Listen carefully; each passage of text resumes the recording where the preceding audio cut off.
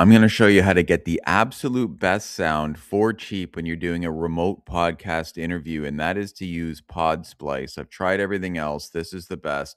Now, this is a remote podcast here coming up. Now, this mic that I'm using, by the way, it's not like I have a fancy studio setup. I'm not in a soundproof room. This is a $25 off Amazon, like basic mic that I just plugged into my Windows computer. That's all I'm using now. It's all I'm using for this. I'm recording this with Podsplice.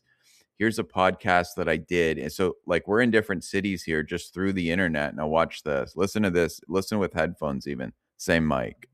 All right, Ad, back doing this podcast after a 1 year layoff. We're going to get into why it has something to do.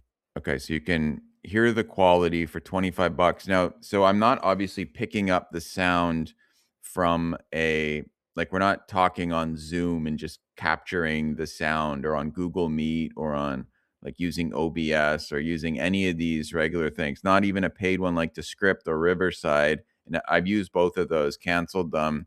We're finding Podsplice is way better. It's only $15 a month right now to do this, which is outstanding. And the reason the sound is so much better is we just care so much about sound, first of all, when we're tinkering around with it and designing it in the software, and we're paying extra to have better, when you're talking to your guest, it has to go through a high quality connection. You can pay more through companies like Twilio and stuff to get a higher quality connection.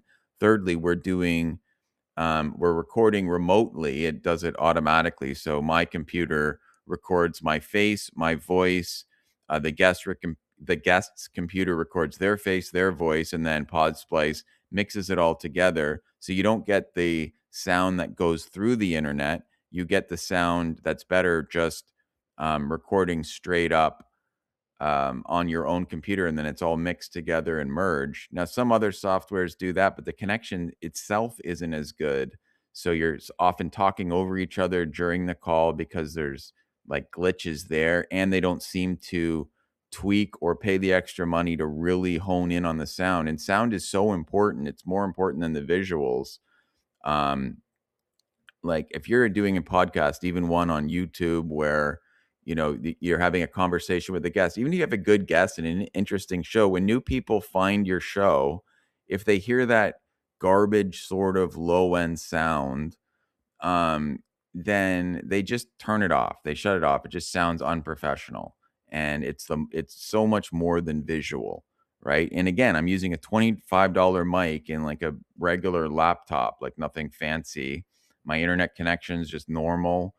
And then it works well for your guests. Just make them have, if they're using the worst mic ever, it's not going to work. But like 25 bucks is totally fine. And the software is a bigger deal than the hardware. A lot of people think they got to go high end on the hardware, but the software doesn't work as well. The sound ends up being bad. And we've already adjusted the dials, so you don't need to like be a sound engineer or expert to use Podsplice. You just plug and play. This is the connection that you'll get. All you have to do is, I don't know, talk into the microphone. You don't need a special studio or whatever. So love to hear your comments on what you think of the sound quality. Remember, I'm not in a soundproof room. I'm just like sitting in my basement right now talking into the mic. There's a heater in the background. So it's not like extra. I haven't even dialed it in. I just want to show how good the connection is for this. So check out Podsplice, and I think you'll really love it.